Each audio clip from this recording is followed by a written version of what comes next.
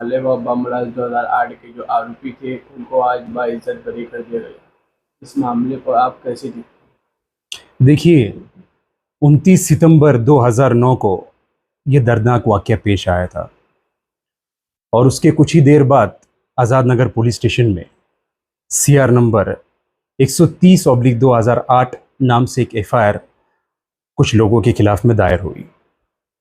उसके कुछ अरसे बाद इसको रीइन्वेस्टिगेशन के लिए जो है मकोका कोर्ट में इसको रजिस्टर करवाया गया और रजिस्ट्रेशन के बाद में इस सीआर में यूपीवीए, उसके बाद में explosive act, Indian penal code, arms act के काफ़ी सेक्शंस ऐड हुए, जैसे कि इंडियन पिनल कोड का सेक्शन 302, 307, 504, 506, 427, 153 ए और उसके साथ साथ 120 भी ऐड हुआ था।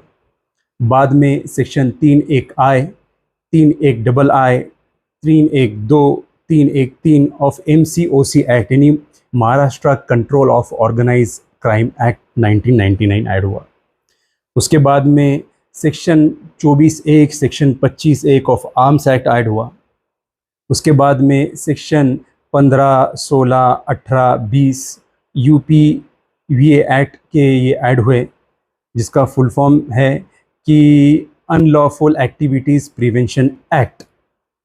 तो ये फिर स्पेशल केस बना 1/2009 और ये चला स्पेशल कोर्ट में, जिसमें काफ़ी लोगों ने बेल फाइल किया था। जैसे इसमें आप जानते हैं कि इसमें इनिशियली काफ़ी लोगों को आरोपी बनाया गया, पर इसमें जो अहम आरोपी थे वो साध्वी छतरपाल सिंह प्रज्ञा, उसके बाद में कर्नल पुरोहित, उसके बाद में रमेश उपाध्याय जो एक उसके मेजर रह चुके हैं, रिटायर मेजर है, उसके बाद में समीर कुलकर्णी, उसके अलावा सुधाकर चतुर्वेदी, सुधाकर द्विवेदी और अजय रेतेकर, ये लोगों को मेजर अकम्प्लाइज यानी आरोपी बताया गया था।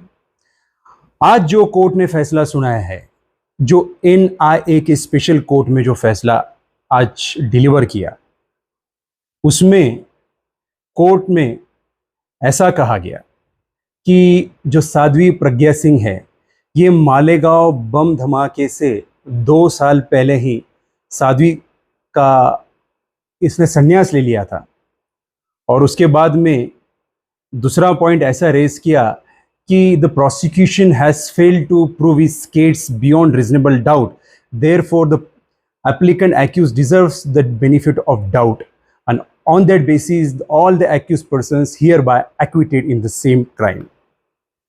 उसके बाद में एक और पॉइंट ऐसा उसमें मेंशन किया गया है कि जो कर्नल पुरोहित है, उन्होंने जो RDX कश्मीर से मंगवाकर अपने घर पर जो बम बनाए, ये भी प्रोसिक्यूशन यानी सरकार प्रूव करने में फेल हो चुकी है।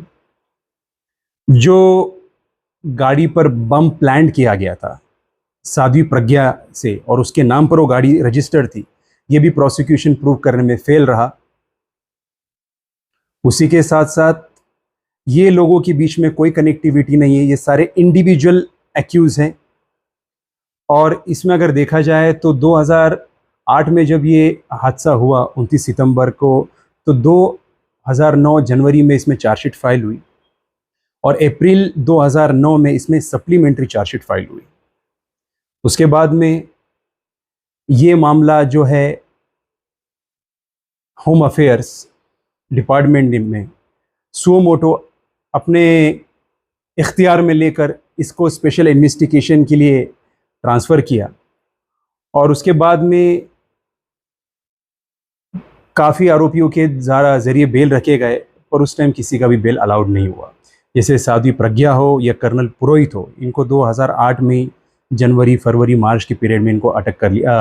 हादसे के 2009 में इनको अटक कर लिया गया था और 2017 में इनकी बेल हुए, उसमें के कुछ आरोपियों के 2021 में बेल हुए हैं। तो पूरे अगर मामले की नौइयत देखी जाए तो यही पता चलता है कि प्रोसिक्यूशन जो है इस केस को बियॉन्ड रीजनेबल डाउट प्रूव करने में फेल रही है और किसी भी तरीके का कोई भी एविडेंस हो या फिर कोई भी सबूत हो, पुरावा हो, प्रोसिक्यूशन सरकार प्रूव करने में फेल रही, उसके बुनियाद पर बेनिफिट ऑफ डाउट देकर सारे आरोपियों को बाइज्जत बरी किया गया है। और कोर्ट ने जो 10 लोग इसमें फौत हुए थे उनकी फैमिली को 2-2 लाख का कंपेंसेशन यानी भुगतान इंडेमनिटी हर्जाना दिया है।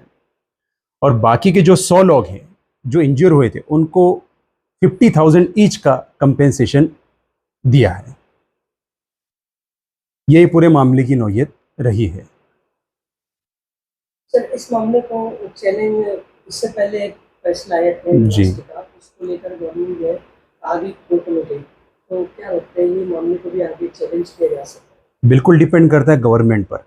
जिस तरह से बॉम्बे ब्लास्ट का जो मामला रहा उसमें गवर्नमेंट ने जो अपील फाइल किया है सुप्रीम कोर्ट में कि जितने भी आरोपियों को बाइज्जत बरी किया गया है उनको फिर से दोषी साबित करके उनको कन्विक्ट किया जाए, उसी तरह से गवर्नमेंट को पूरा इख्तियार है कि ये जो बाइज्जत बरी हुए हैं आरोपी इनके खिलाफ भी अपील फाइल करके इनको भी कन्विक्शन के लिए वो एप्लीकेशन फाइल कर सकते हैं। और दूसरी चीज़, ये NIA जो कोर्ट है ये एक स्टैट्यूटरी कोर्ट है, एक इंडिविजुअल सेंटिटी है होती है इसकी। और उसके अलावा ये अफेयर्स ऑफ होम डिपार्टमेंट्स की तरफ से इसमें के मैटर्स कंडक्ट होते हैं। और इसमें सबसे अहम बात यह है कि 2017 अप्रैल में SD टेकले नाम के जज साहब ने जो मकोका के चार्जेस है उनको ड्रॉप किया था, क्योंकि 2006 से ही या फिर उसके पहले से आप कह लो कर्नल प्रसाद पुरोहित और साध्वी प्रज्ञा ने अभिनव भारत नाम का एक ऑर्गेनाइजेशन चलाया था जिसके अंतर्गत वो इस काम को अंजाम देना चाह रहे थे। तो इसी बुनियाद पर ये सारे कड़ी जुड़ती है और इसी बुनियाद पर ये पता चलता है कि इनका कितना मेजर रोल इसमें रहा है। उसके बावजूद भी 2017 में कोर्ट ने मकोका के चार्जेस हटाए और ये जो अभिनव भारत का जो एक ऑर्गेनाइजेशन था इसको बिल्कुल बेबुनियाद और इनसे कोई भी कनेक्टिविटी, इनसे कोई भी कनेक्शन नहीं ऐसा बताकर उस पे के चार्जेस उस पे से हटवाए। मीटिंग का होना, उसका लैपटॉप में रहना, उसकी फॉरेंसिक कॉल रिकॉर्डिंग, इतने मजबूत एविडेंस होने के बावजूद जो लोग यानी बरसों से इंसाफ के लिए इंतजार कर रहे थे आज वो लोग मायूस हो गए। देखिए, आखिर में फ़ैसला देना तो कोर्ट के इख्तियार में होता है। जो कोर्ट फ़ैसला दे हमको मंजूर है ऐसा भी हम नहीं कह सकते। अगर हमको ना मंजूर है तो उस पर भी ऊपर अपर कोर्ट में जाने का हमको बिल्कुल इख्तियार है, बिल्कुल हमारे पास ऑप्शन होता है। रही बात ये जो आपने कहा फॉरेंसिक का या फिर एक्सपर्ट अथॉरिटी का, टावर लोकेशन का या CDR का, कॉल रिकॉर्डिंग डिटेल्स का, ये सारी चीज़ों को तो अप्रिशिएट किया जाना चाहिए था और इन सबको कंसिडरेशन में लिया जाना चाहिए था। बहरहाल वो कोर्ट का फ़ैसला है और अगर वो हमको कबूल नहीं है तो हम बिल्कुल इसके ख़िलाफ़ में अपर कोर्ट में जाकर दाद मांग सकते हैं।